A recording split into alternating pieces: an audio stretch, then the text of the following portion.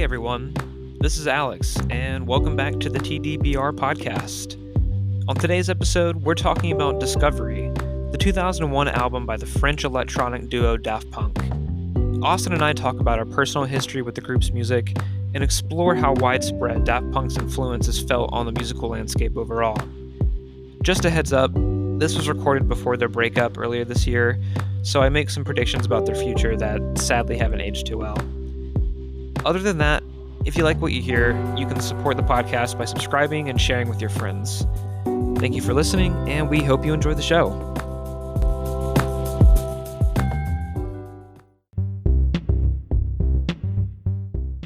What's happening, brother? Dude, not a whole lot. It seems like it's been an eternity since we last did this. I agree. There's a certain anxiety within me tonight because I don't feel as confident as usual. Really? I feel like we'll get it back for sure, but it's just kind of unnatural at this point. I feel like it's always kind of like a warming up process when we first start. 30 minutes in, we'll basically forget the microphone's even there. Yeah, and we'll forget that something's been cut, and we'll lose some of the best parts of our podcast.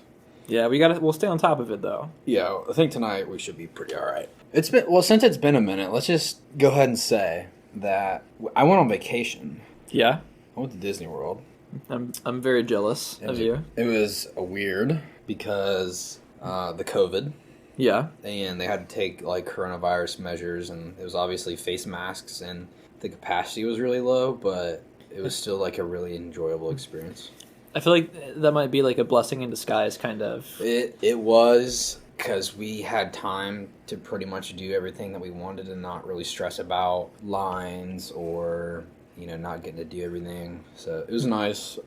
One of the popular rides at Animal Kingdom is the Avatar. It's relatively new and everything. And we walked on it twice in 35 minutes, and it's usually a 4-hour wait. And so that was really nice because after you get off that ride, you're like, damn, I wish that lasted longer than it did. Yeah. Even though it's probably a 6 or 7 minute ride. And then so we were lucky enough to get back on it. It's something about you've seen that movie, right? Avatar? Yeah. It's been a while. But it's hard to believe that movie came out 10 years ago. I think it was 2009, wasn't it?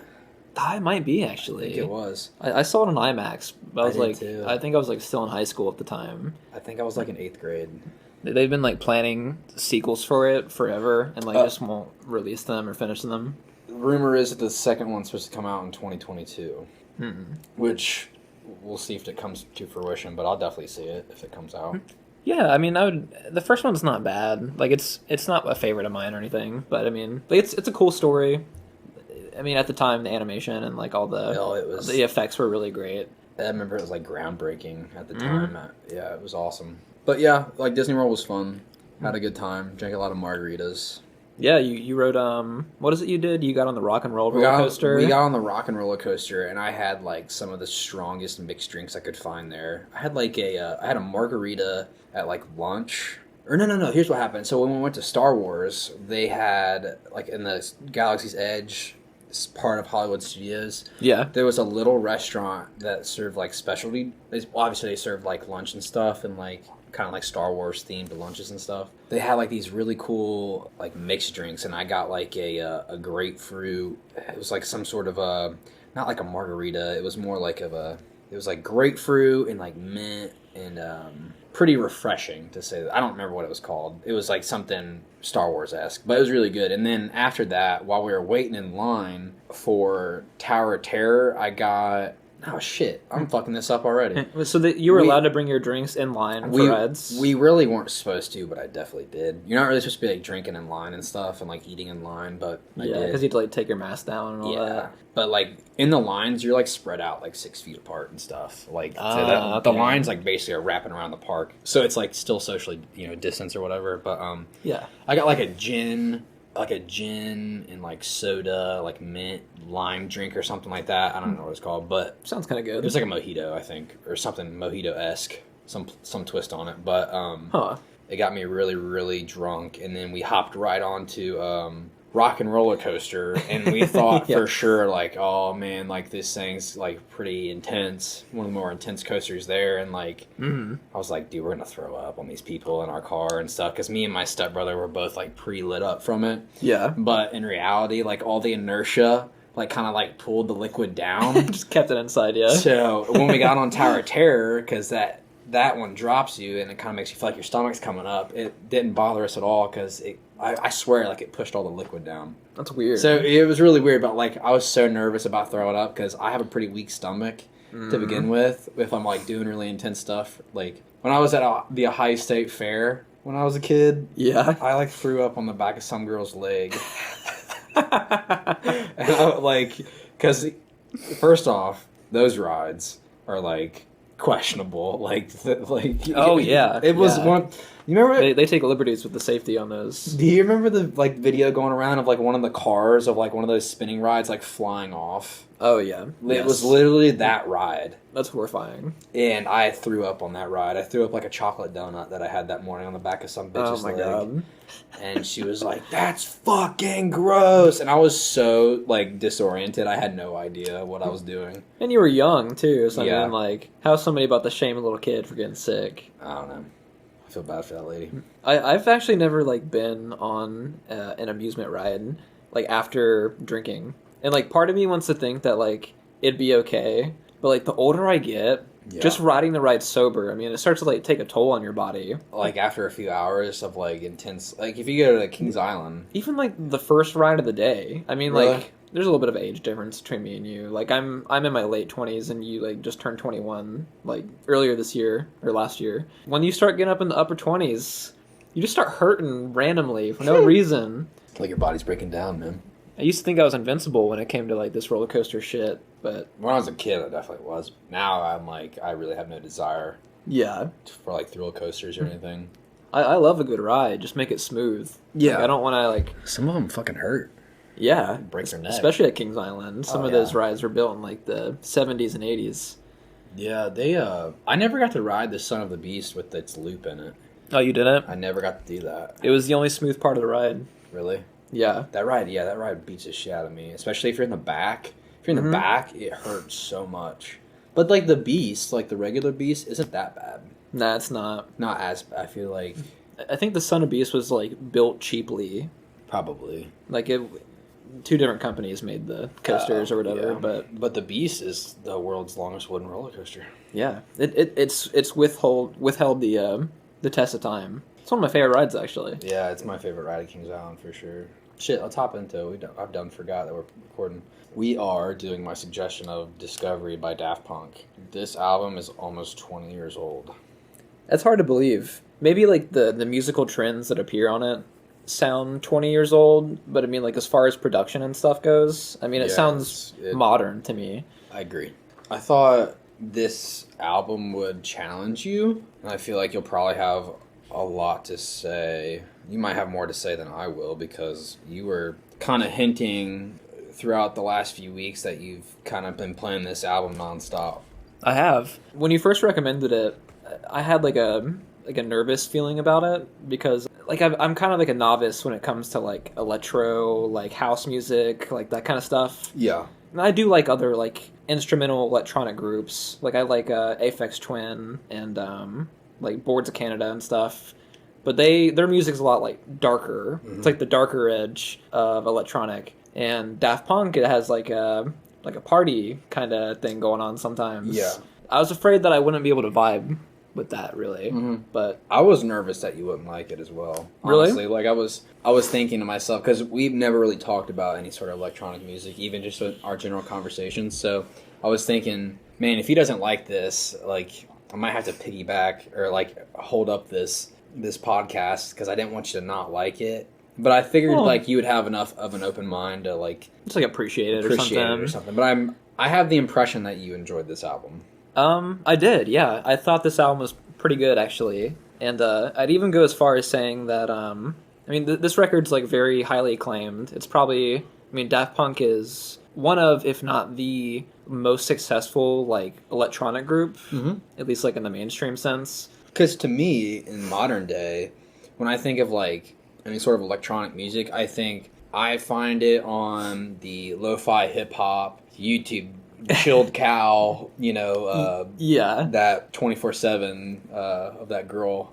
You know what I'm talking about. Everybody knows what I'm talking about. If you don't know what I'm talking about, you haven't been on YouTube for more than 5 minutes. Yeah. Get out from under your rock. Yes. And quit watching Logan Paul, you shitheads. Okay, if I'm going to make just a general, like, where the sound of this album lies, it lies somewhere between, this is kind of a butcher of, like, what it really is, but it's, like, in between, like, Monster Cat, like, trap, and, like, lo-fi. Like, it's like, the intensity is, like, right in the middle. If you don't, you know who Monster Cat, like, the producing company, I think. Like, they distribute a lot of electronic music and stuff. You ever heard of them? Vaguely. I know the name, but I'm not familiar with, like, their work or anything. Do you remember Nick at work? Yes. Shitty Nick? Yeah. Sure, that's a good adjective. Yeah. He liked Monster Cat a lot. I remember he'd always play it.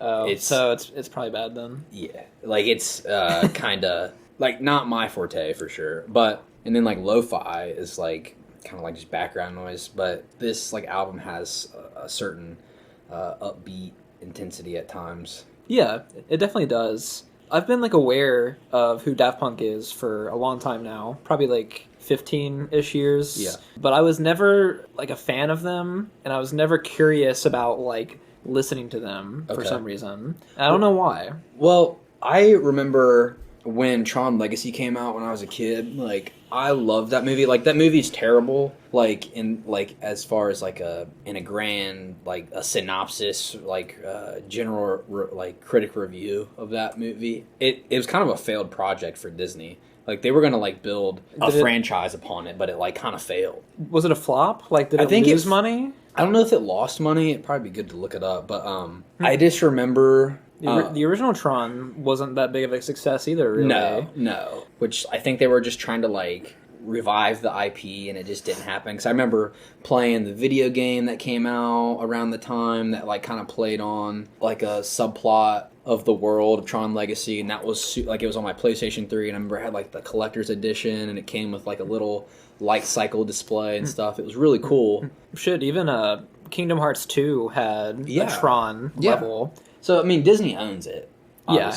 But like they don't really expand upon it. And since I got back from Disney World, they are building at Magic Kingdom. They're building a Tron ride, like a classic Tron. Whenever I get the chance to go back, I will be on that ride for sure. I'm very, very excited. It's a cool concept. When it's over there by Space Mountain, and they didn't have like any of like the outer shell of the building up yet, so you could see the track.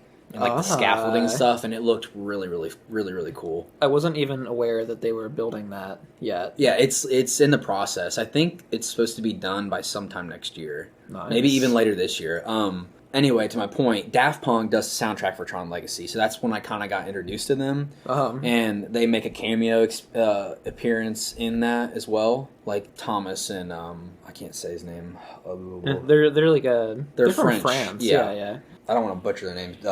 Thomas Bangalter and I can't say his name. It's so hard for me to say. Guy Manuel de Homem. I'm gonna fuck it up. Yeah, that's right. You get it. Yeah, and they have their helmets on and stuff like that, and that's kind of like their branding and stuff. And but I got introduced to them through that movie. And so I kind of went down that rabbit hole, and I listened to One More Time and Around the World. That's on Homework, and I remember like just briefly being introduced to them, and then it wasn't probably until like Random Access Memories came out, like Pharrell Williams makes an appearance on that, and then Get Lucky was like one of the biggest songs of that year, probably. Yeah, but I remember when I was younger, like showing someone in my like close family circle of friends, showing them the album. Or like showing them a song, they're like, "Bro, what the fuck is this?" I'm like, "Oh, like this isn't for everybody," kind of thing. Yeah, it's like something I listen to by myself, not with a group of people or anything. And it was like the outro for that album, and it's like I think it's like Contact, which I love that song. That song's super intense and like experimental. And it's got like the guy talking at the beginning about like UFOs or something, kind of. Yeah, it's super trippy. Like there's like super intense. But they were like, bro, what the fuck is this? And I'm like, oh shit, all right, I'm gonna keep this to myself. Y'all ain't ready for this. Yeah. That's how I got introduced to them. And then it wasn't until recently, like before I suggested it, that I was like, I threw on Discovery, and I'm like, damn, like this would be really cool to talk about. So that's kind of how we arrived here. My history with them is a little more vague, I guess. Like I learned about them because they were sampled on the Kanye West song Stronger. Yeah. And then like that kind of brought them back into like the talk of mainstream, I guess. Like people like, I remember. I was probably like in like middle school or high school when that song came out. So like people started talking about Daft Punk again. Mm-hmm. They went away for a while. Like and then Random Access Memories came out, and then they were, the talk of the town again. Uh-huh. But yeah, I never paid much attention to them except for the song "Doing It Right" off of Random Access Memories. That's a good song. They used to play it on the radio station around here. We used to have like a indie station. It was like 105.9. That does no longer exist, does it? No, it's a Christian radio station now. Yeah, that's right. They used to play "Doing It Right" all the time, and I was like addicted to that song. Oh yeah. And it's got Panda Bear, the vocalist on that song. Okay. He's from the band Animal Collective, who I'm like a really big fan of. Yeah. Okay, that makes sense. So I was like, holy shit, this is a tight song. But I still didn't go and like listen to him after that. It didn't cause me to go check him out. But 2021, here we are. Yeah, this album's 20 years old. It like the album opens up with like the kind of like almost the de facto single of the record, which is "One More Time," which it has its repetitive, just the repetitive loop of "one more time," and then that kind of starts us off with a housey track, I guess. Yeah, I was expecting this record as a whole to be a lot more like house sounding. Exactly. And it really wasn't like that. But this first track definitely is like fits into that mold. Yeah, it's like a weird tone setter, I guess, because the farther along in like the track list, like if we're getting into like, I feel like Night Vision, like the interlude basically of the track, kind of like sets a different vibe for the back half of the album, I guess. I agree with that. Like Superheroes, like kind of starts it back off with a house, kinda.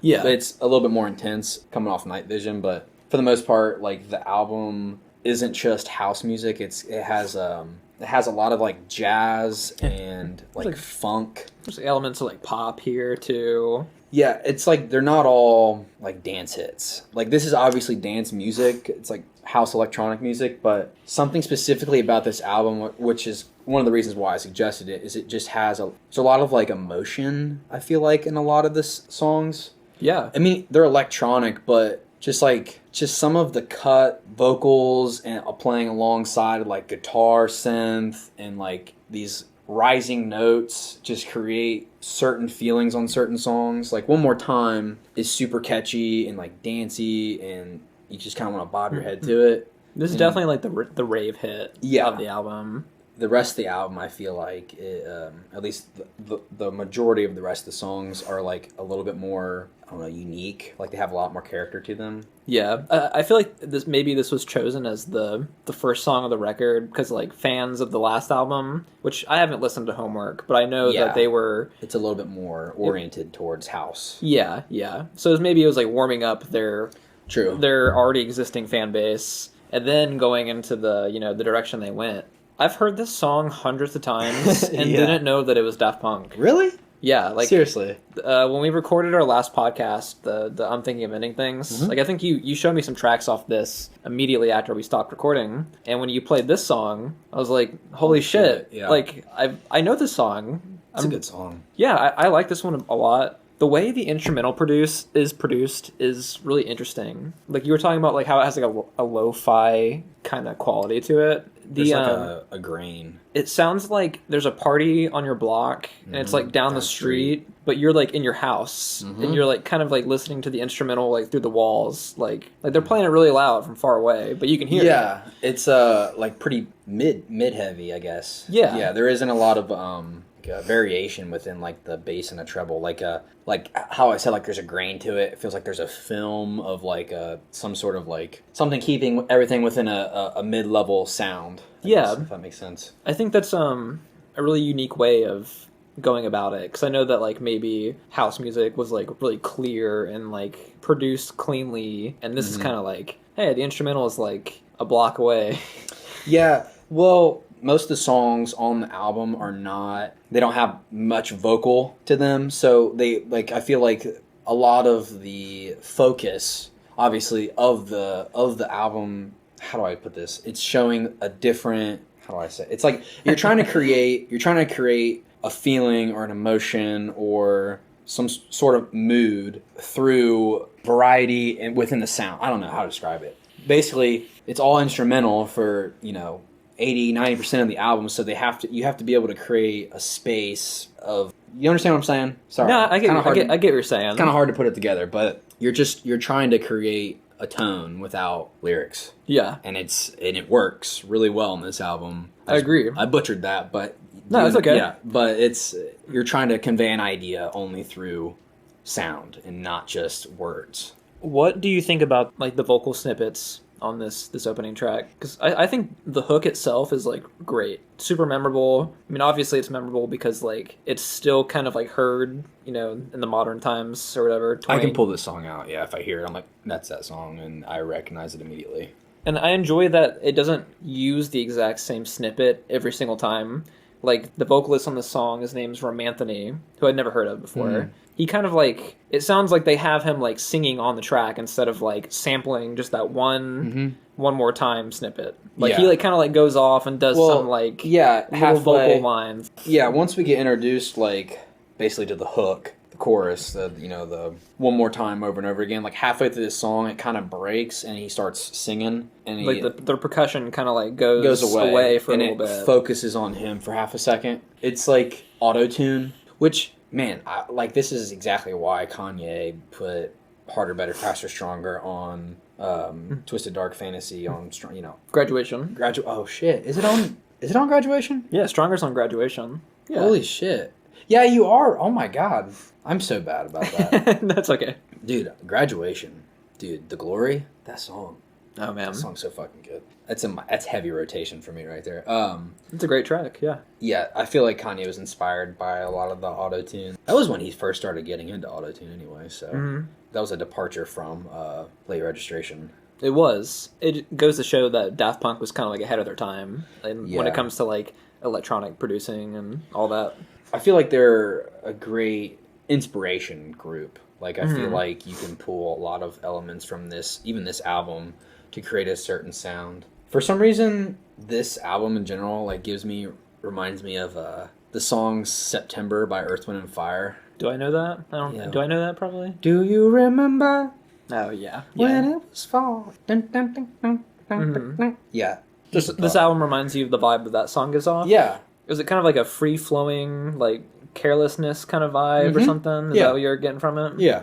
I agree with even that. like that, the guitar in that song, like, it reminds me of just this album. Yeah. There's a sound that imitates. I'm not really sure what the notes are, the chords, but... You never know. I mean, like, Daft Punk could be influenced by... Yeah. I mean, I'm sure they have, like, a wide range of influences, you know? That's a funk soul band, so that's why I was kind of like, yeah. I could easily see them being inspired by something like that. I think if I had any critiques on One More Time, the only thing I can say is I think the auto-tune sounds dated on this track. Yeah, well... And it's just like a product of its time. True. I feel like the production probably wasn't, obviously, as, like, intense as it is today. Like, well, yeah. Obviously. Yeah. But I think that all sounds great. Like, from that perspective, it sounds great. It's just the auto-tune on, like, the dude's vocals, like, sounds a little funny to me in 2021. Sure. I'm sure people have only gotten better with it. Song Aerodynamic is... Dude, I don't know about you, but this is one of my favorite songs on the album. Is it? Yeah. Well, tell me why it's your favorite song then. I don't know. I mean, like, what is it not one of your favorites, or just tell me? Don't worry about what I think. Wow, I'm being put on the spot here. This song has a this and the following track afterwards, that follows this one. They both have like a very progressive kind of nature to them, like the way it's produced and everything. Like the songs shift so effortlessly from like idea to idea without the track sounding like cut up. Yep. It's like a free-flowing kind of piece of music. This track reminds me of like an 80s video game, kind of. Yes. Like the way the track opens with these like church bells. It reminds me of like For Whom the Bell Tolls from Metallica, like yeah, and it ends with that as well. Which is a little bit, it's kind of a random artistic choice, but I mean, it works. It's not something that when it comes up, I'm like, this makes no sense. The song's really, it's got some grit to it. It does. With the synthesizer. It sounds like it's like the audio file is like compressed or like bursting or like, you know what I mean? Like, it's aggressive. Yeah. In a sense. But I think the most notable aspect of the song is there's like a big sweeping synth guitar solo in the middle of it. This song is introducing like how you said, like it's flowing from idea to idea. There's a lot of that like littered throughout the album, and how like you can go really intense and to soft and then ride out the back of the song with a different sound than what you started with, and how you said it doesn't feel like a different song, I guess. I was thinking about this the other day because I was listening to Brockhampton throughout the week, and unfortunately some of their songs, probably a lot of them, because you're getting so many different artists like collaborating obviously, like sometimes some of their songs get very lost, like you get lost, like the song, I don't know what's a good one to think of, like where like the transition doesn't hit or something. Like Honey, or even like Vivid. Sometimes it's like kind of an aggressive shift in sound, and like, but obviously since there's no vocals, like it's probably a lot more easy to convey a transition easily between, because you're not having two different artists. Like the two guys that make up Daft Punk have a pretty unified vision of what the group's sound is. Yeah.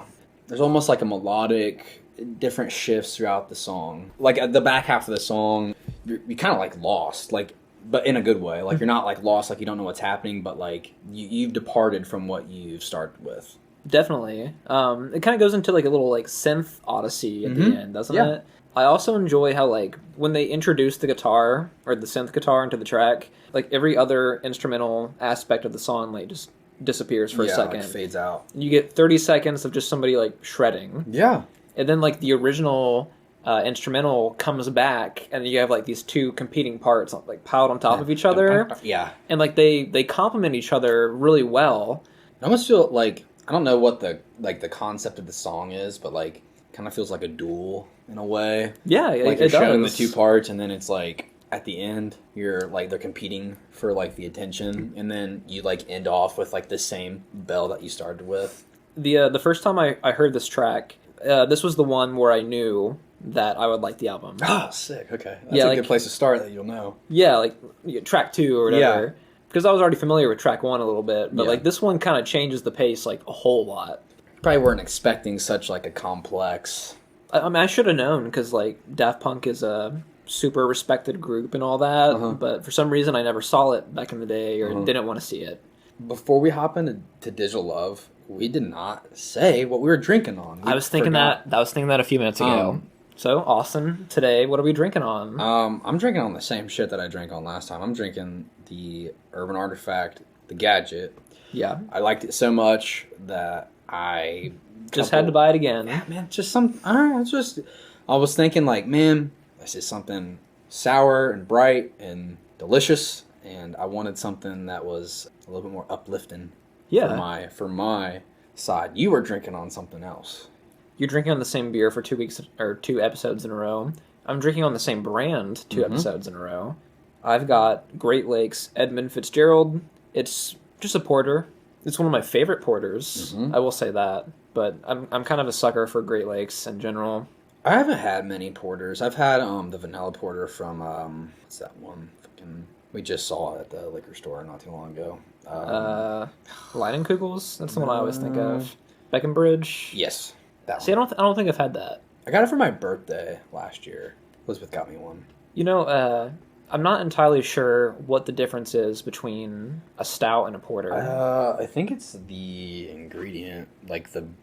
They kind of give me the same flavor profile sometimes. Yes, they're like close to each other in like this scale of dark beers. Like maybe like a stout is a little bit thicker or something? I think a stout's darker than a porter.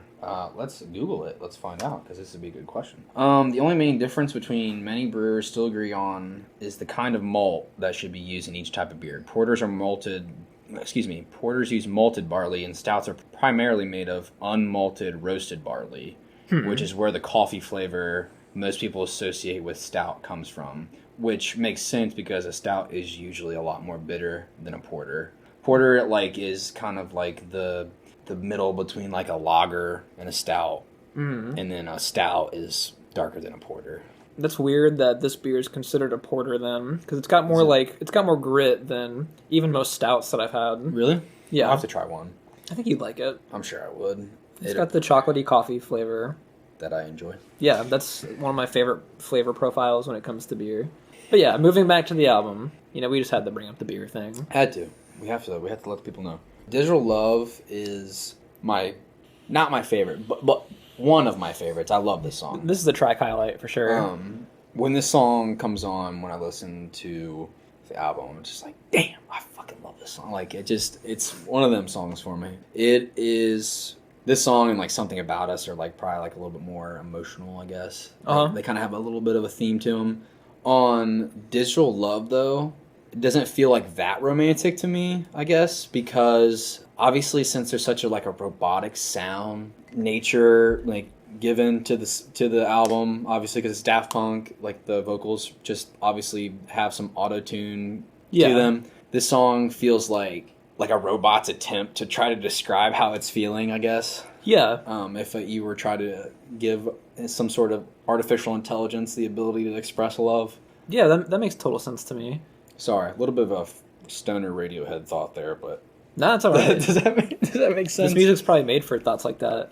I agree though. It's a robotic ballad. Yeah, I love this song. Yeah, this one's great. You can kind of see where like groups like Owl City kind of like stole from Daft Punk. Do you remember Owl City? They do Fireflies? Yes. Fuck that song. Yeah. Fuck that song. This is like the good version of that. I hate that song. When I hear that song, I want to die. Like the kind of like boyish vocals with the robotic sheen, put on top of it.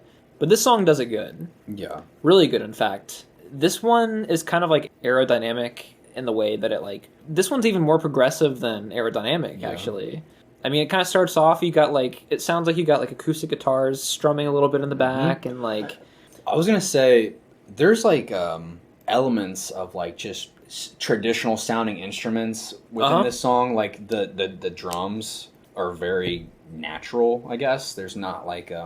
It's not like ravey. There's not a lot of effect on it, I guess, which I really love, like the blend that it like creates with like the auto-tune vocal and like a little bit of like that guitar synthy sound, but like the drums sounded just a little bit more, I don't know, traditional, I guess, more rock inspired. This is also the first song on the record that has like Daft Punk themselves doing the vocals. Yeah. Because like One More Time had Romanthony or whatever. And I'm a bigger fan of Daft Punk doing the vocals themselves, actually. Yeah. Oh, well, I feel like they have a little bit more of control over their sound, I guess. If that obviously most artists do if they sing on their own tracks. Just the way that they produce their own vocals, I think fits the instrumentals a lot better. Mm-hmm. But this track, it kind of has it has a progressive nature to it, but it also has like an 80s like stadium rock kind of flair, especially on the back half of the track, where like the first half is kind of like structured like a traditional pop song, which is a first on this record too, and then we get like this like 2.5 minutes of like synthesizers and synth guitar and like all these expanding like musical ideas. I mean, it's like a swell of things. Yeah, it could be a mess, but I mean, it sounds fucking good. It sounds great. It sounds really, really good. Yeah, I don't know. This is. We don't want to go. We shouldn't gush about it too much, but it's definitely one of our favorites for sure. Yeah, this is definitely a track highlight. The next song is Harder, Better, Faster, Stronger, which obviously is the sample that Kanye uses on Stronger, which is from Graduation, not from Beautiful Dark Twisted Fantasy. So this song is excellent as well. This song, it feels like if a robot army was like building something, which also we should say there's a film that goes along with this. Do you know this? Yeah. I have not seen it, and it's like an anime. I haven't seen it either. Yeah, probably been cool to do like a double feature on it, but like we ain't got time for that. We would talk for 4 hours. I'd like to see like what this song is like visually trying to display within the film. To me, like just from the sound I hear, I feel like something's being constructed or like I don't know, like feels like iRobot-ish. Like I don't know, like feel like there's like an army of robots. Like Yeah. No, I can see that, but like the army of robots isn't like coming to destroy humankind. yeah, There's like some kind of positive mindset behind what they're doing or something. Maybe it's like construction workers were robots, and they were like, we're doing it for the people. I don't know. Yeah, yeah. It's weird because for the longest time I was only familiar with like the way it was sampled on the Kanye song. This track is like the instrumental in this track is way better than what Kanye did for, you know, the way he sampled off of it. I don't know, like the way that the audio pans on this one, like certain instruments have like a louder volume than others, and like they kind of like cut in and out of each other. And you have like a little like funky guitar kind of like played for a second, and then it's like cut off. Just really interesting production things going on here. Yeah. Again, ties back to like trying to convey an idea with just like the instrumentals. I think obviously the song's super iconic because Kanye kind of like shined a light on it a little bit, but how you said like Kanye when he did Stronger, I feel like he was kind of using it to push his verses along. Yeah. And then like in this, I feel like the instrumentals just like surround the lyrics like a little bit more encompassed. I agree with that. That makes sense. Obviously, Kanye's using a sample, but I think the hook on this song is like pretty great too. I don't know, like I love the way that like on the Kanye song, it like uses the whole hook like in one compressed piece of the part of the song. Yeah, like, I'm not sure if that's better than I could have explained it.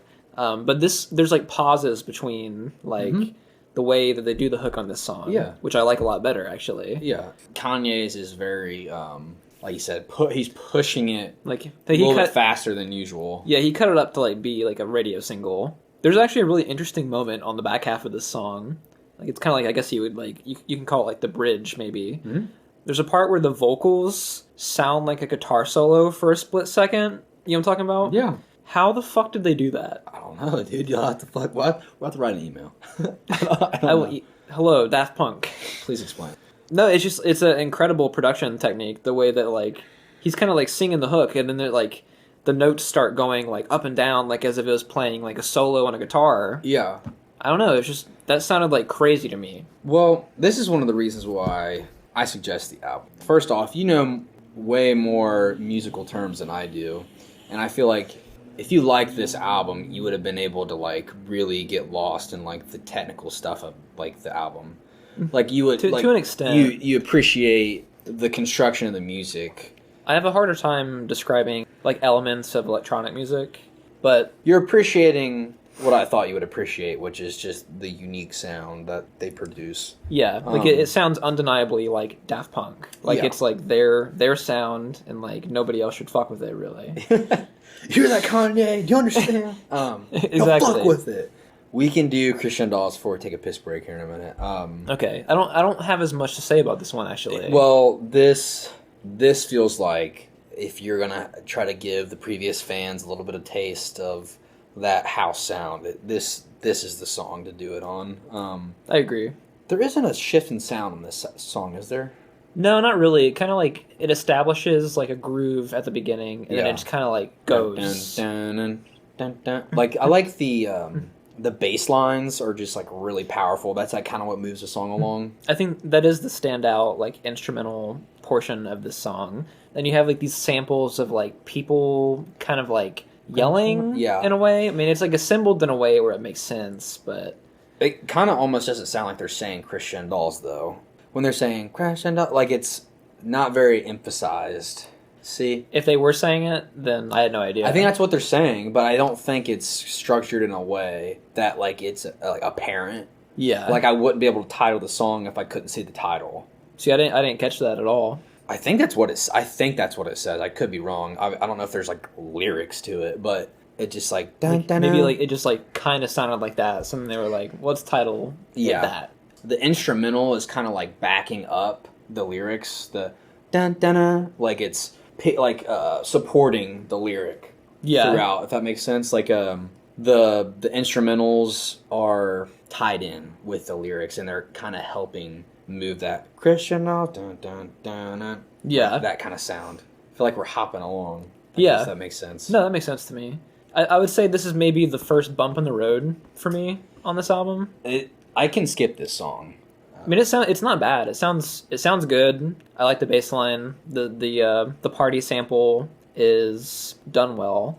This track kind of reminds me of like in a comedy movie if they had like a montage scene where like everybody was drunk or on drugs and like they kind of showed people dancing in slow motion. Yeah. This could be a good song to play like during, like a portion of a movie like that.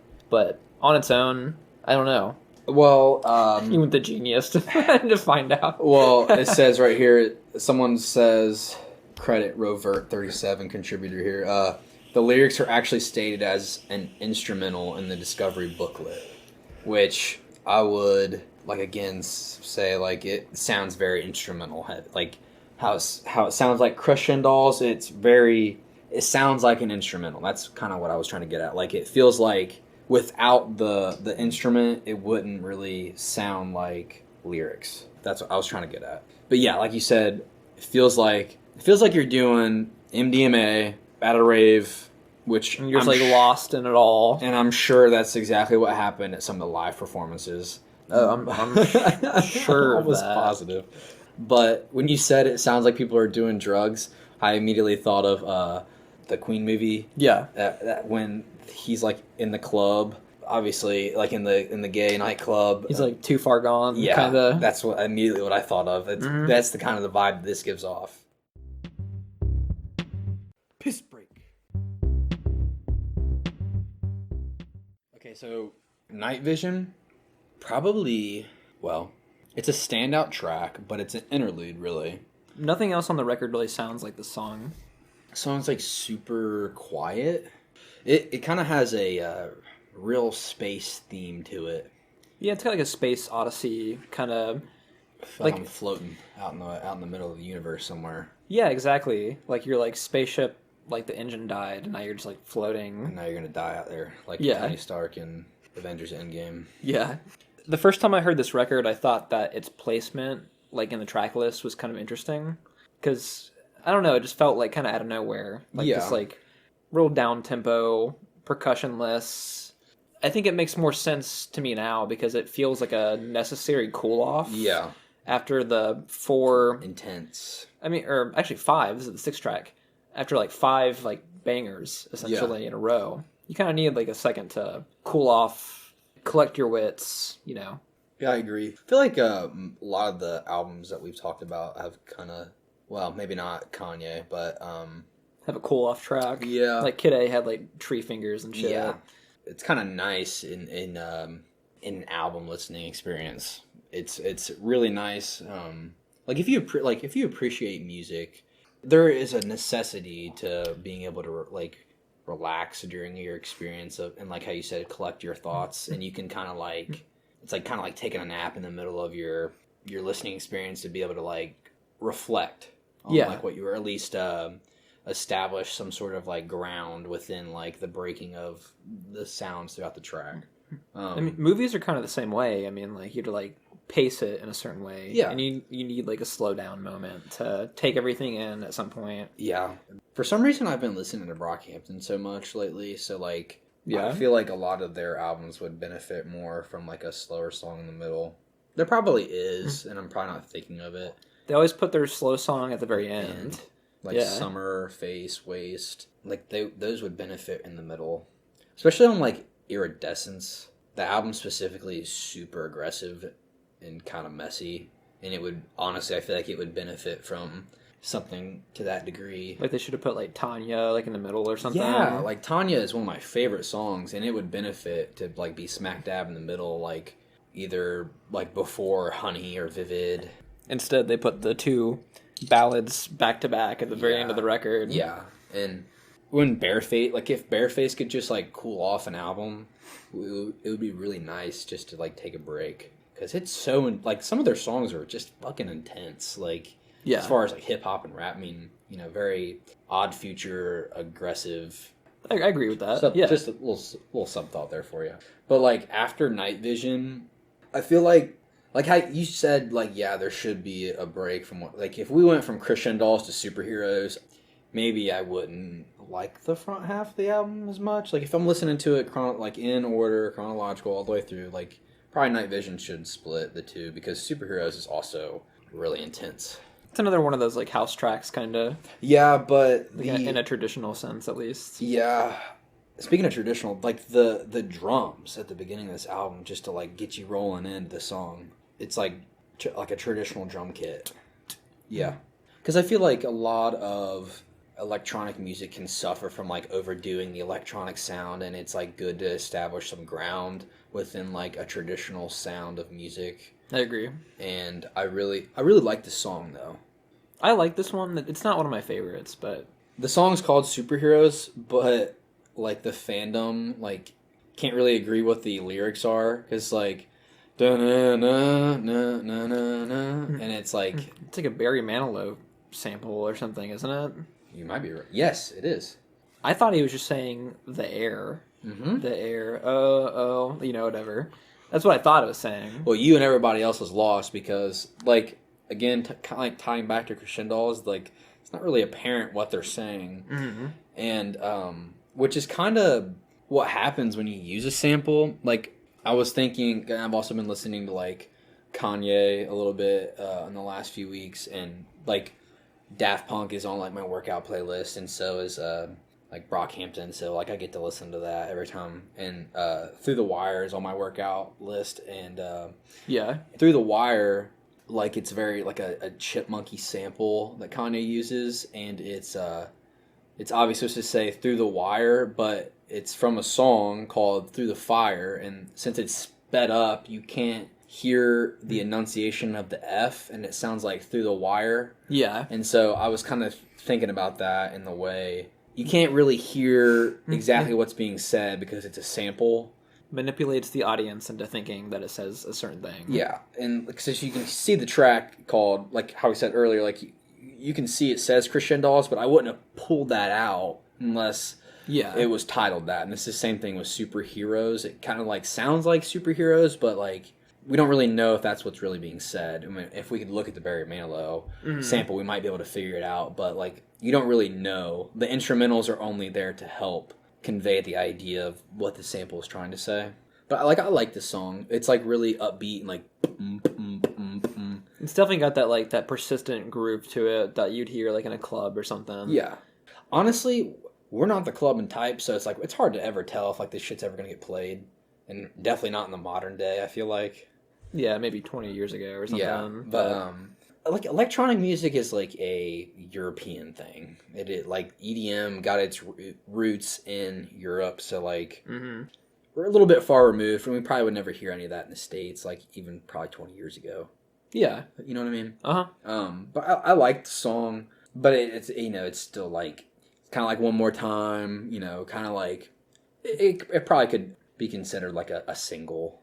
I don't think that there's like a whole lot that differentiates this track from some of the other more housey songs on it. I mean, it sounds good. It's produced well. I like the sample and the instrumentation on this track, but like the sample isn't like as hooky as like One More Time, or I don't know. It doesn't stick out to me as like being as memorable or whatever. Yeah, it's not. Not saying it's bad. That's not like a criticism. It just I think.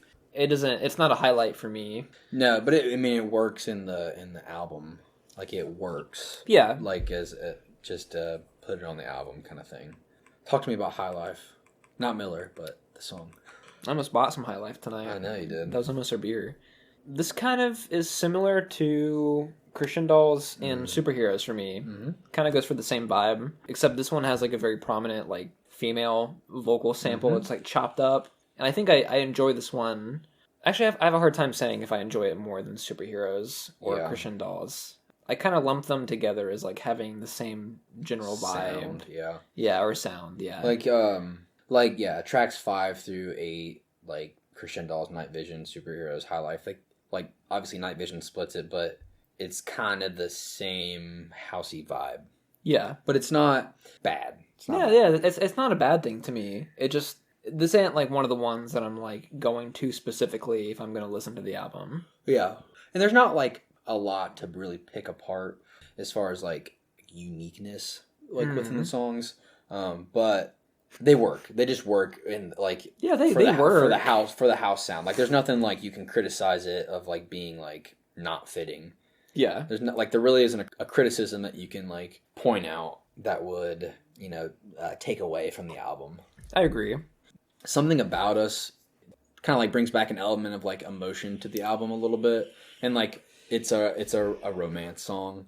To me, this sounded like the song that would naturally follow Night Visions. I agree. I don't know, like, I mean, those two songs, it kind of feels like Night Visions was like a prelude to this track. Yeah. But they're separated by 2 songs on the album. I bet, like, if we watch like the film that accompanies the album, it might make more sense of like why there's a split. Like how you said, Night Vision is such a cool off, and like this song, it probably would benefit from following it because it's so much more peaceful than like what we just listened to on Superheroes and High Life. I really like this song. This is one of my favorites, actually. Yeah, I would have to go this one and Digital Love are like at least my top 2. Earlier we said about Digital Love of like trying to express like through like a robotic sound. It's kind of like almost like paradoxical in a way. Like you don't expect like some like a human element meeting like machine, a computer machine. Yeah. But I like it.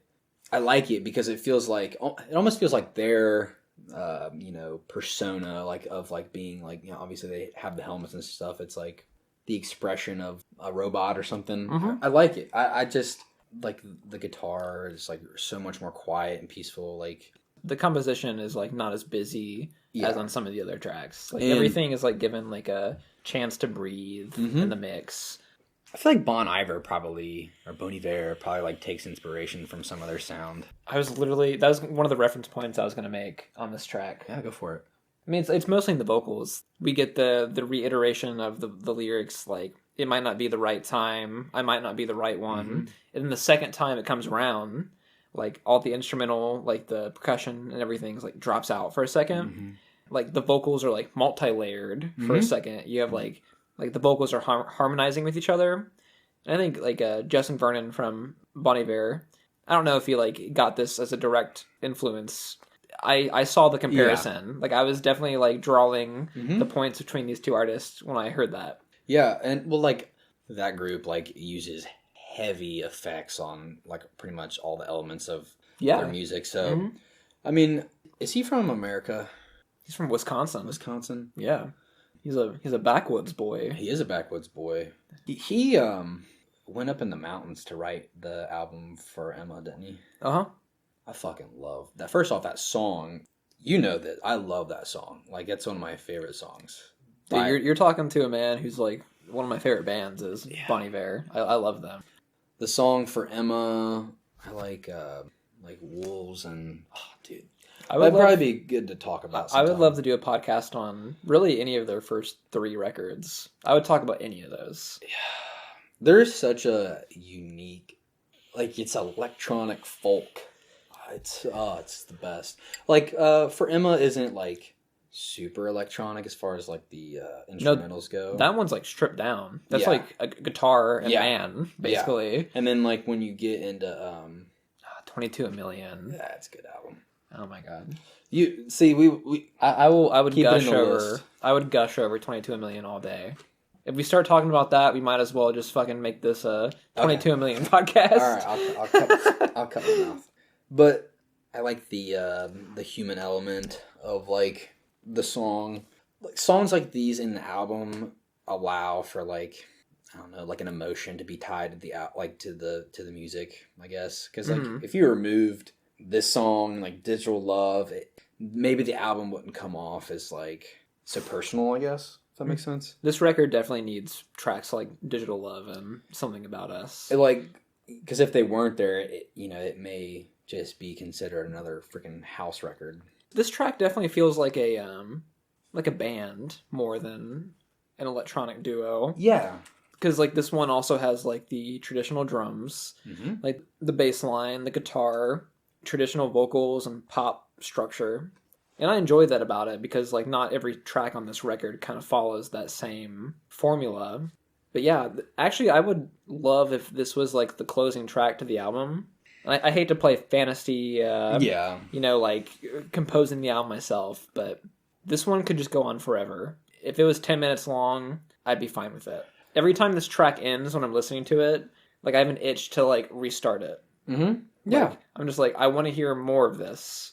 That's the telltale sign of a good song. Yeah, yeah. I wanted to point out, since they have like an anime quality to like obviously since the film and stuff like that, this album reminds me of an anime called Space Dandy. I might have mentioned it before on the podcast, but Space Dandy is like a space opera comedy, and it has a lot of like really, really funky jazz sound to the soundtrack. It's like one of the best soundtracks in all of anime. That sounds cool to me. Well, and it's by the same guy that did Space Dandy and like did Cowboy Bebop and Samurai Champloo. Oh, it's okay. the same guy, and he has like a amazing taste in like music and like the really persistent drumming where it's like and there's a lot of like funk guitar in that anime, and like some of the more emotional episodes remind me of like this song and like Night Vision. Honestly, if you watched it, you would love it. I'm sure you will never have the opportunity to, but you never know. You would appreciate just the music quality. Like you would be like, bro, give me that shit on an album. Like, yeah, you would like it. Maybe we'll have to listen to it tonight. Jesus, yeah, we are. Oh fuck, I'll do it right now. So listen to it in the middle of this podcast right now. Voyager. This one's nice. I don't know. I really don't have a whole lot to say about this one, really. Well, Voyager and like Veritas Quo.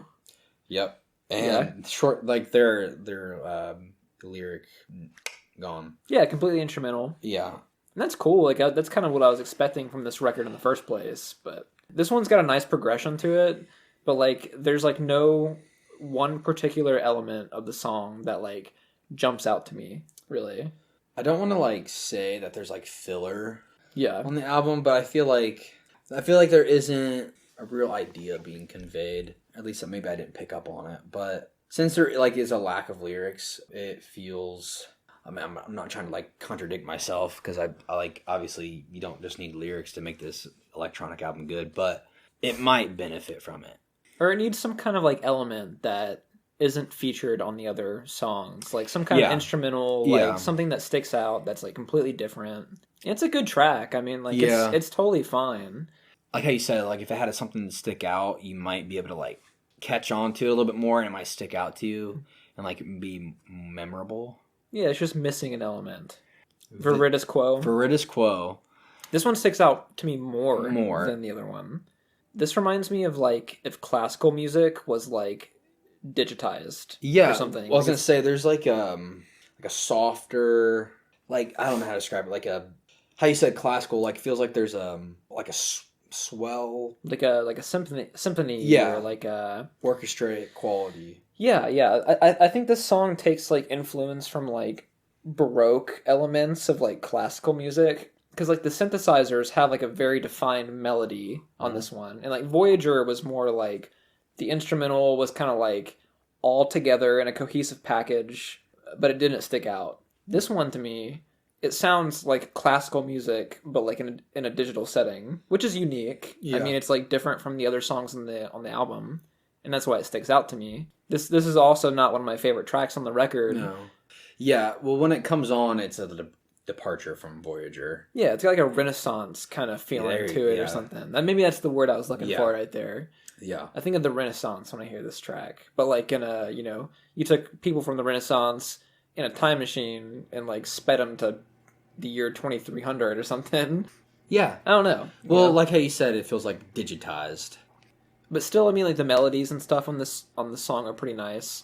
But it's also not not a track that is like begging to be remembered in the grand scheme of the album. Like if you're listening to an album, and even if a song doesn't like really stand out to you, like especially like in a hip hop record or something, like you can kind of like remember like good verses and shit. Like, and you'd be like, oh, like when he says this, that's what makes this song great. Since you lack lyrics, it's like you really got to put something out there that makes the audience remember the track. Exactly. If there isn't an element to grab onto, it may be forgotten within an entire project, like in the album. Short Circuit is housey. I think the song's tight, actually. Okay, continue. There's something about, I mean, this song obviously has like a digitized, like, kind of aesthetic to it. But it has a very, like, 80s Grand Theft Auto Vice City kind of, like, aesthetic to it. Uh-huh. Just, like, the way, like, it kind of, like, the bass cuts in and, like, the synthesizer has, like, that real, like, wobbly kind of tone to it. Does that make sense? It makes sense, yeah. This is why I need you. It sounds like very... I don't know, this one sticks out to me because no other song on the record sounds like this. No, yeah. It sounds like a Short Circuit is a good title for this track because it kind of sounds like somebody spilling water on like a keyboard or something. Okay, yeah. Yeah.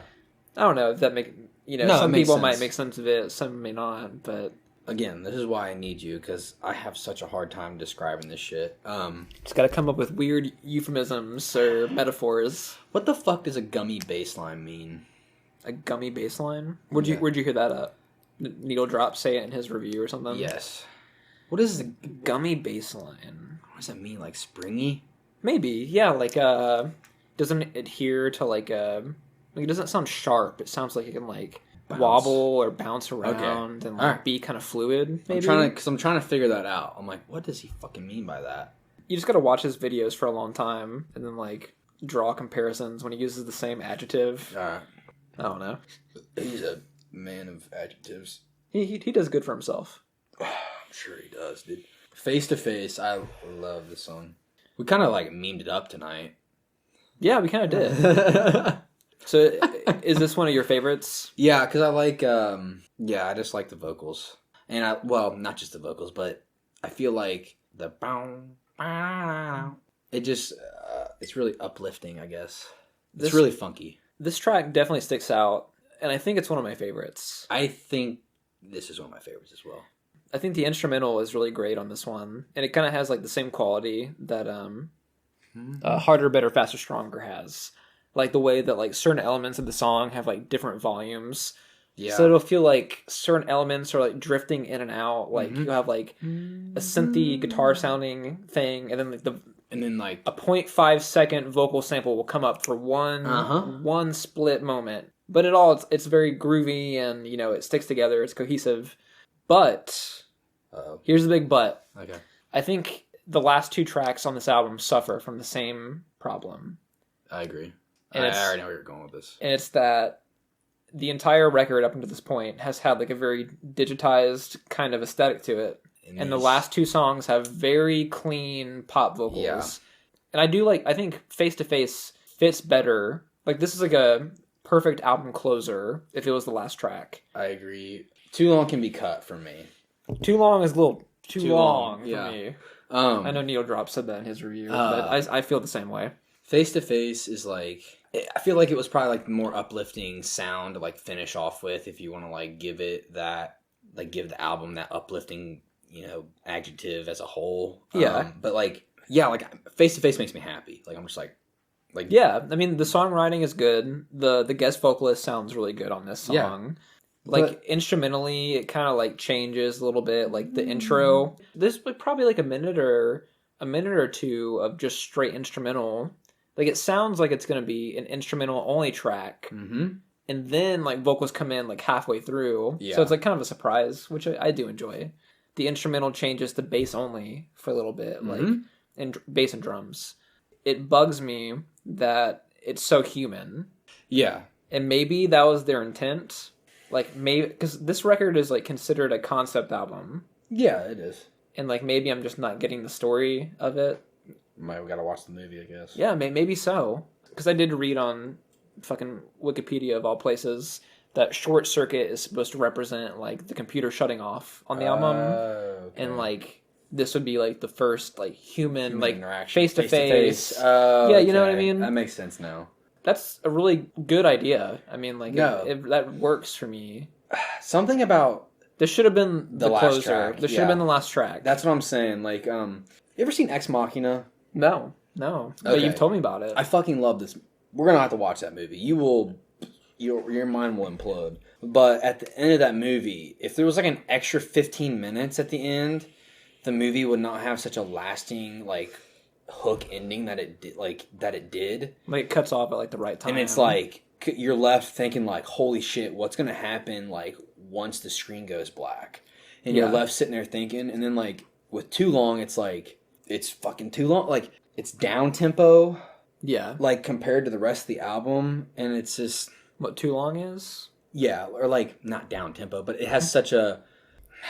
It's just not like a climactic as like the ending of the album. Yeah, really, it feels more like a bonus track or something to me. It could, yeah, and maybe it could be like if it was marked as a bonus track, I would have felt like better. The one thing is like this album starts and begins with Romanthony on vocals, so I feel like that was like an artistic decision on their point or on their side. The song's like 10 minutes long though. I don't think it really warrants that time frame right there. Yeah, because like on Contact at the end of Random Access Memories, I felt like there was a point to it. It feels like a closing track. It feels like a closing track, and this one doesn't to me. That's like just the biggest gripe that I have. As the album as a whole, like this at the end aggravates me a little bit. Yeah. But like obviously we're not the artists, so like I can't make a difference. But yeah, these are smart guys making this record. Yeah, and they had an intent behind it. But maybe it just didn't deliver to us. Exactly. It like sucks to end on a bad song. It's not a bad I wouldn't even say it's bad, but like I actually like every time I listen to this record, I don't listen to this song. Exactly. When Face to Face ends, I go back to the beginning of the record. You want to get that fucking one more time in, you know? Yeah, exactly.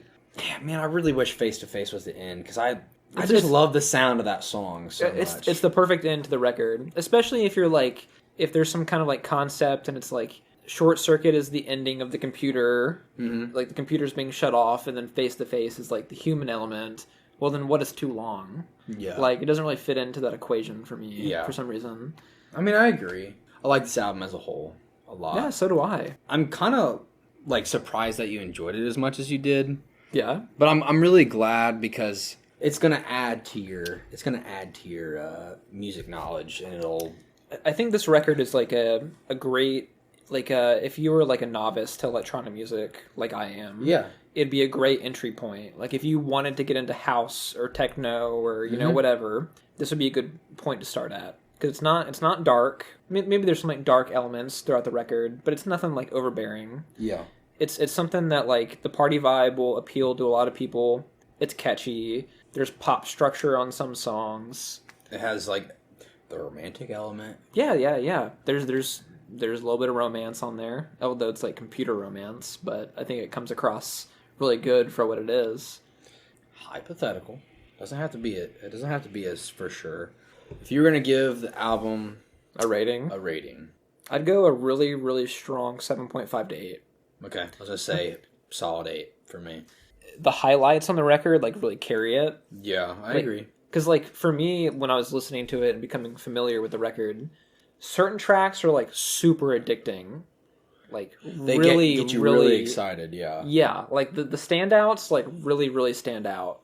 And then you have the tracks like High Life and Crescendos and Voyager that are, like, they're good. Mm-hmm. And they're, like, good, like, medium pieces of the record. I don't know, I think a 8 is a good rating for me. I agree with you, though, about... Well, first off, you need album highlights. Obviously, in any album, there's always going to be the highlights and the songs that stick out the most. And it's kind of like the nature of an album to to have like ups and downs. Definitely. Which it's probably like thematically themed, like or like littered throughout our like podcast episodes of like our music. Like there are always ups and downs in the albums that we listen to. Even records that I consider to be like perfect, like I love Kid A. And I gave it like a 10 on our record or on our podcast. But yeah, there's ups and downs. I mean, every album's like that. But the thing is too, is like you can't have banger after banger, or we would have been like, bro, why didn't they put songs like Night Vision and Something About Us in there? You know what I mean? Like I still like obviously those songs still carry the album, but like you have to have a little bit of different elements littered throughout to like create. I completely agree. Cohesive piece. Yeah. I think like the lower, maybe not lower tier, but the medium tier tracks like didn't stick out enough to me, but the highlights were like really, really high. So that like elevated the record as a whole for me. I'm glad you enjoyed it. I'm sure you're anxious upon first listen, so I'm glad like you got really familiar with it, and I'm glad to hear that you enjoyed it, because once you were starting to tell me, you know, throughout the weeks, like, man, like, I've been listening to it a lot. I'm like, don't tell me anything. We'll save it for the podcast, but like, yeah, it's good to hear that you liked it, because yeah, it's different for you. I thought it was a good challenge. I mean, it made me listen to their newest record, quote unquote newest, 8 years old now. Is it 8 years old? Holy shit! Yeah, God, I'm getting fucking old. It's weird, man. Daft Punk like put some time between their records. Yeah, I wouldn't be surprised if they had something in the works. Yeah, something on the horizon in like the next. Maybe this year or next year? I don't know. I'll listen to it for sure. We probably, outside of the podcast, I probably should listen to more of their discography. Like, obviously, I've heard the Tron soundtrack on its own as well.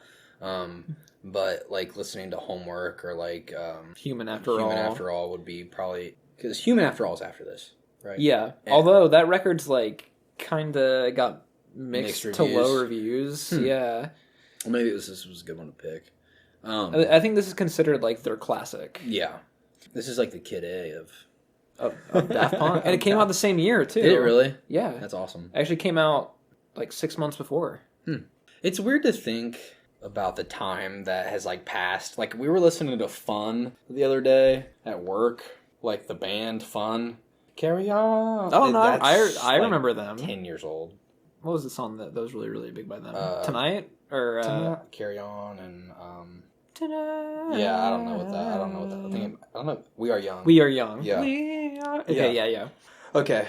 You like the album. I like the album. I'm glad you liked it a lot. Hit me with your fucking suggestion. Well. Okay. I feel like we always have the same banter when we like come to the recommendation. I'm like, well, and you go, okay. Okay. My bad. I'm a formulaic man. Well, like the last time I had a recommendation, I gave you a choice. Kinda. Oh, shit. Did you? Kinda. Okay. I didn't tell you what it was, but I kind of gave you a vague choice. So, fuck. I have an album and a movie in mind. Shit. Okay. The album is old. The movie is very, very new. Okay. I would rather recommend the movie because I think pick the movie. But it's new. I know. You'll probably like rent it on Vudu or something. That's okay. And I don't want to, put cost up on our podcast or anything. Get her. It's fine. You sure? Yep. All right. The movie, it's something I saw literally 24 hours ago. You know how like what Quentin Tarantino did with Django Unchained, like how that movie like kind of like took a certain role with like slavery, like a revenge aspect to slavery. Well, this movie I have in mind kind of has a similar revenge aspect to like sexual assault and like rape in the 21st century. Okay, all right, that sounds fun. A light topic, yes. This movie came out like Christmas Day of 2020. It's very brand new. It stars people such as Carey Mulligan, Bo Burnham, Adam Brody. Like the cast is super random. It's a movie called Promising Young Woman. Promising Young Woman. Okay. Yes. I have not heard of this. It's a sexual assault, revenge, fantasy kind of movie. Okay. And after I watched it last night, I've thought about it all day today because it's very thought-provoking kind of movie. Okay. Although it won't alienate you nearly as much as I'm thinking of ending things. Okay. Because that movie made me hurt inside. Yeah. This one will make you hurt inside just a little. Okay. All right. Just a little bit is okay. I don't want to like be destroyed mentally for a couple days. This one is not metaphorical at all. I mean, it's more like a plot, and then you watch it, and then like, that's it. Okay, all right, good. Because I don't know if I can take another one. But there's a lot to dissect in this movie, and I think you might enjoy it. So, yeah. All right, I will. Dude, don't worry about me ever having to rent a movie. That's one of the costs of the podcast, and it's okay. Yeah, you just haven't made me do it yet. Okay. Well, fuck, I'll do it next time. All right. Thanks for listening, guys. We appreciate you. Yeah. Adios.